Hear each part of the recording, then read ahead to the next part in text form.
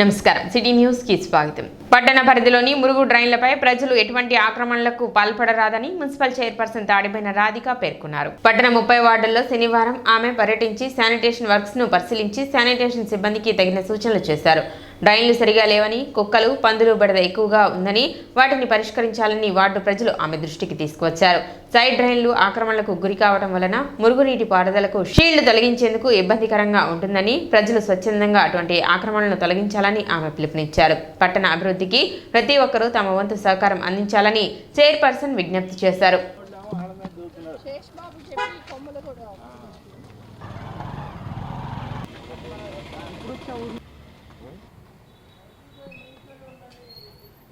Main అద్దె ఒకటి చాలు. కాలువలు ఏమైనా ఉండయో యువతలకి అవతల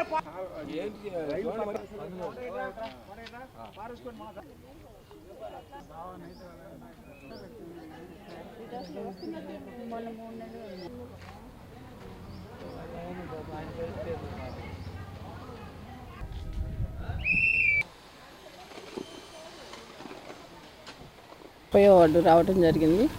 ఇక్కడ ఈ వార్డు వచ్చేసి మెయిన్ కాలువ అనేది బాగా సిల్ట్తో పేరుకుపోవడం జరిగింది. అవన్నీ మా వర్కర్స్ చేత తీపిస్తుంది జరుగుతుంది. అలానే అక్కడక్కడ కల్వర్ట్లు కూడా తీపిచ్చి ఆ సిల్ట్ తీపిస్తుంది జరుగుతుంది. అలానే ఈ వార్డుల్లో ప్రజలు వచ్చేసి మన వీధి బల్బులు ఒకటి వాళ్ళ పందుల సమస్య ఉందని చెప్పడం జరిగింది. అవి కూడా త్వరలోనే పరిష్కరిస్తామని చెప్తున్నాను. అలానే ఈ వార్డుకు వచ్చేసి ఎక్కువగా ఖాళీ స్థలాలు అడిగిన వాళ్ళు ప్లాట్ అక్కడ కొని వదిలేసాన పిచ్చి మొక్కలు కానివ్వండి, పందులు పొరలాడటం కానివ్వండి, ఇలాంటి సమస్య ఎక్కువ ఉంది. కాబట్టి అతి త్వరలోనే ఆ స్థలం గల ఎవరు వాళ్ళు బాగు చేయించుకుంటే బాగుండేది. లేదా మున్సిపాలిటీ నుంచి నోటీస్ పంపించాల్సి వస్తుంది. అది లేకపోతే మీ పందులు అనేది సమస్య అనేది అది అతి త్వరలోనే తీరుస్తాము. అది కూడా అలానే మీరు ప్రజలందరూ సహకరిస్తేనే శానిటేషన్ అనేది మెరుగుపడింది. కాబట్టి దయచేసి మీ అందరూ కూడా సహకరించాలని కోరుకుంటున్నాను. 16 కిలోమీటర్లు రోడ్లే ఉన్నాయి. ఖాళీ చోట్లు ఎక్కువ, ఏరియా ఎక్కువ. ఈ వార్డులో పారిశుద్ధ్య నిర్వహణకి చైర్మన్ గారు కానీ, కమిషనర్ గారు కానీ అందరూ సహకారంతో చాలా వరకు మెరుగ్గా చేయగలుగుతున్నాం.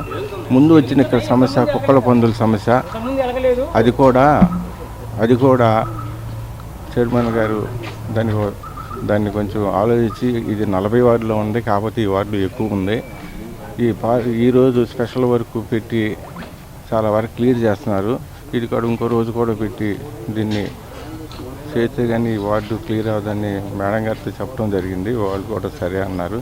మా సమస్య మెయిన్ ఏంటంటే కొన్ని సంవత్సరాల నుంచి ఇప్పుడు మా ఇంటి దగ్గర నుంచి నీళ్లు బ్లాక్ అయిపోయి ఈ నీళ్లు వెళ్ళి గవర్నమెంట్ హాస్పిటల్ రోడ్డు కాలువలో కలపాలండి. అది కలపటం అనేది జరగట్లేదు. 2 పక్కల కూడా సగం వరకే కాలువ ఉంది. ఆ కాలువ దానిని మళ్ళీ ప్రక్లైన్లతో లోతుగా తీసుకెళ్ళి ఆ కాలువలో కలపటం అనేది జరగట్లేదు.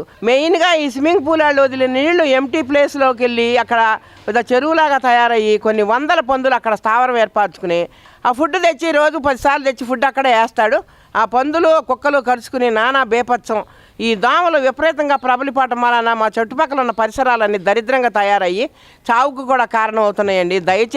దయచేసి ఈ సమస్య అనేది మరి మినిస్టర్ గారి దృష్టికి కూడా వెళ్ళి మా సమస్య పరిష్కారం చేయవలసిందిగా కోరుకుంటున్నానండి. గత 2 రోజులుగా తీరం వెంబడి కురుస్తున్న అకాల వర్షాలకు వరి పైర్లు నేల కురిగాయి. వరి సాగు ఆశాజనకంగా ఉంది అనుకునే సమయంలో ఈ వర్షం కారణంగా తీవ్రంగా నష్టపోయామని, ఇప్పటికే 30,000 దాకా పెట్టుబడి పెట్టామని, ఈ వర్షం కారణంగా తీవ్ర నష్టం వచ్చిందని, ప్రభుత్వం ఆదుకోవాలని రైతులు ఆవేదన వ్యక్తం చేశారు.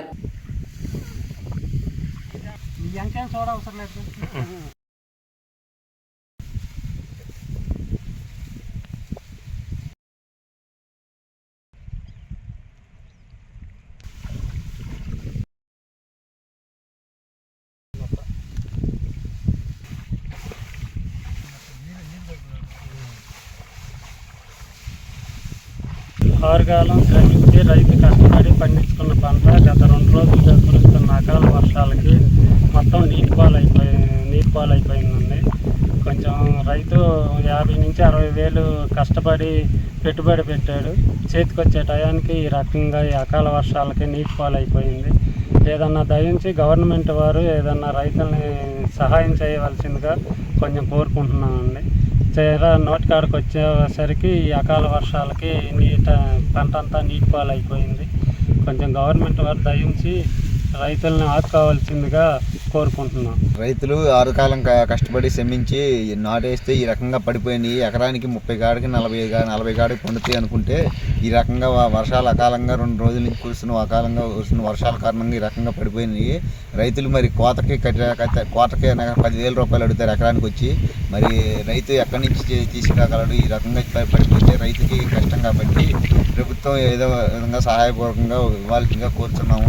మరి రైతుకి ఈ రకంగా నష్టం వస్తే మరి కట్టేది కానీ కోత కానీ మరి ఎకరానికి 30,000 కాడకి పెట్టుబడి పెట్టుకొని ఉన్నాడు కాబట్టి మరి ఏ విధంగా మరి రైతులు మీరు ఆదుకోగలుగుతారో ప్రభుత్వాన్ని కోరుతున్నాము.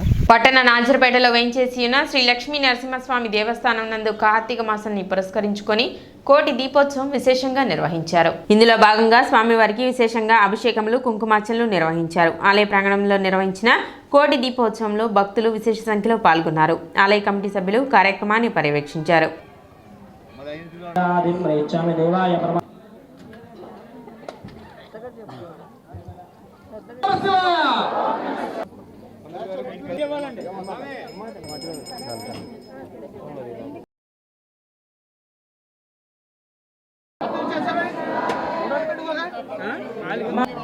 అమ్మా అందరూ కూడా ఒక్కొక్కటి వెలిగించండి.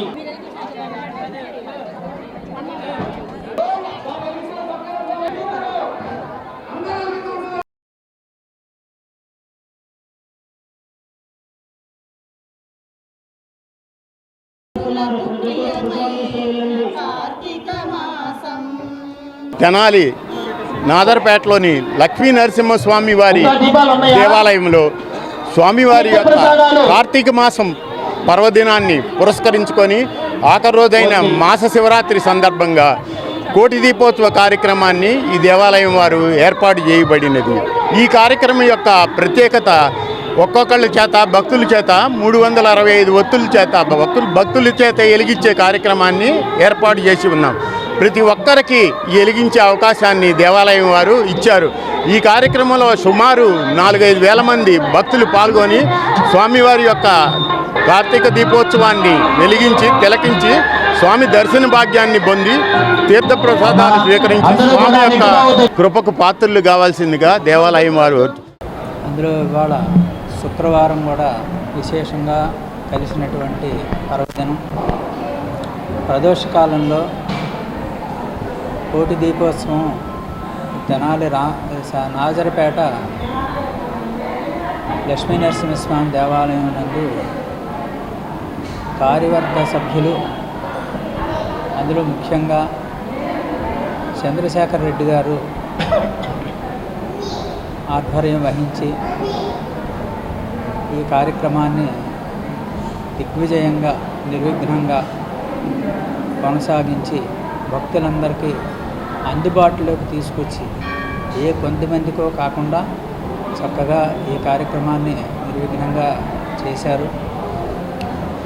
తద్వారా భక్తులందరూ కూడా ఈ కోటి దీపోత్సవ కార్యక్రమాన్ని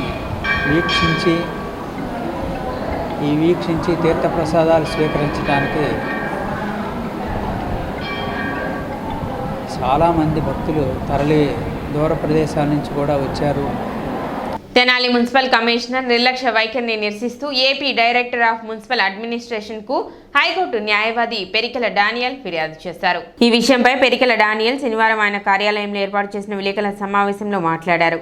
గతంలో తాము తెనాలి మండల లీగల్ సెల్ సర్వీస్ కమిటీలో వేసిన PLCకు తెనాలి మున్సిపల్ కమిషనర్ వివరణ ఇస్తూ తెనాలి పట్టణంలో 977 వీధి కుక్కలు ఉన్నట్లుగాను, వాటిలో 842 కుక్కలకు వ్యాక్సినేషన్ చేయించినట్లుగాను, చెత్తను తీసుకువెళ్లే ట్రాక్టర్లు డ్రైవర్లను జాగ్రత్తగా తీసుకువెళ్లమని హెచ్చరించినట్లుగాను, నివాస స్థలాల మధ్య ఖాళీ స్థలాలలో చెట్లు మొక్కలు పెరిగి డెంగ్యూ, కలరా వంటి వాటి మీద చర్యలు తీసుకుంటున్నట్లు తెలిపారని, అయితే వీటిలో ఏది అమలు జరగకపోగా వీధి కుక్కలు ఇష్టారీతిన ప్రజలను కరవటం, ఖాళీ స్థలాలలో నీరు నిల్వ ఉండి డెంగ్యూ వ్యాధులు బారిన పడిన వారి విషయాలు 2/9/2024 తేదీన మున్సిపల్ కమిషనర్కు లీగల్ నోటీసు పంపినా ఆయన ఏమాత్రం చర్యలు తీసుకోకపోవడంతో 8/10/2024 AP state director of municipal అడ్మినిస్ట్రేషన్కు ఫిర్యాదు చేయగా వారు 19/11/2024 చర్యలు తీసుకోవాలని కోరుతూ మున్సిపల్ అడ్మినిస్ట్రేషన్ RDకు లేఖ వ్రాసినట్లు ఆయన తెలిపారు.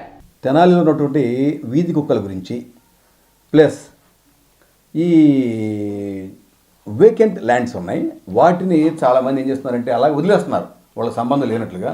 దాంట్లో మొక్కలు పెరిగి వర్షాకాలంలో నీళ్ళు వచ్చి దాంట్లో నీళ్లు ప్లస్ పాములు దోమలు పెరిగి డెంగ్యూ వ్యాధి వస్తుందని. తర్వాత ఇప్పుడు ట్రాక్టర్స్ ఉంటాయి, చెత్త తీసుకెళ్ళే ట్రాక్టర్స్. అంతకుముందు పాపం వర్కర్స్ రోడ్లన్నీ క్లియర్గా చక్కగా క్లీన్గా చేస్తారు. వీళ్ళు ఒక విమానం నడిపినట్టుగా నడపడం, ఆ చెత్త అంతా రోడ్ల మీద పడిపోవటం. కనీసం వాటికి టార్పోల్ని కట్టాలని చెప్తున్నాం, కానీ నోబడీ ఈజ్ బాదరింగ్. దాని గురించి కూడా మేము పిఎల్సీ వేస్తే ఏదో ఆ చివర్లో కప్పిన టార్పోల్ని కప్పిన ఫోటోలు తీసుకొచ్చి ఇది కూడా మేము ఇట్లా చేసామని చెప్పి జడ్జి గారికి చెప్తే ఓహో అని చెప్పేసి ఇలా అంటే జడ్జీలను కూడా మోసం చేస్తున్నారు ఈ మున్సిపల్ కమిషనర్ అండ్ పార్టీ. వీధి కుక్కలండి, వీధి కుక్కలు అక్టోబర్ 2023లో తెనాలి మొత్తం మీద 977 ఉన్నాయంటండి. ఎవరైనా నమ్ముతారా? వాటిల్లో 842 కుక్కలకి వ్యాక్సినేషన్ చేశారంట.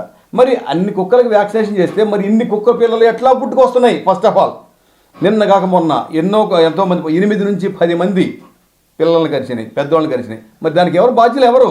ఎందుకు మీరు ఒక రాంగ్ ఇన్ఫర్మేషన్ ఇస్తున్నారు అధికారులకి, అది జడ్జిలకి అని చెప్పేసి మేము అడుగుతున్నాం. మరి మన director of municipal administration AP సంబంధించి అక్కడ డైరెక్టర్ గారికి రాస్తే వాళ్ళు స్పందించి 11వ తారీఖున ఈ నెల 19వ తారీఖున regional director appellate commissioner of municipal అడ్మినిస్ట్రేషన్కి ఒక లేఖ రాయడం జరిగింది. I invite your attention to the reference cited wherein Shri Perikala Daniel advocate has levelled certain allegations against the municipal commissioner Tenali municipality regarding tackling the vacant lands, street dogs etcetera issues and also requested to take necessary action in the matter అని చెప్పేసి క్లియర్గా 19/11 తారీఖున letter రాస్తే ఒక copy నాకు, ఒక copy municipal commissioner. ఆ municipal commissioner కూడా ఏమని రాశారండి? With an instructions to address grievance and inform the action taken to the complainant. అంటే నాకు ఇన్ఫార్మ్ చేయాలని చెప్తే ఇంతవరకు నో యాక్షన్. ఈ కుక్కలు పెద్ద ఒకటి, ఇవన్నీ కూడా ఎందుకు యాక్షన్ తీసుకోవడం లేదు? That is the responsibility, that is the duty and responsibility of the municipal commissioner. Tenali మండల జగడగుంటపాలెంలో మార్కండేయ మణికంఠ భక్త బృందం వారి పంచమండపాల పడిపూజ మహోత్సవం ఘనంగా జరిగింది. పద్మశాలి యూత్ ఆధ్వర్యంలో జరిగిన ఈ కార్యక్రమంలో పెద్ద సంఖ్యలో మాలధారులు, భక్తులు పాల్గొన్నారు.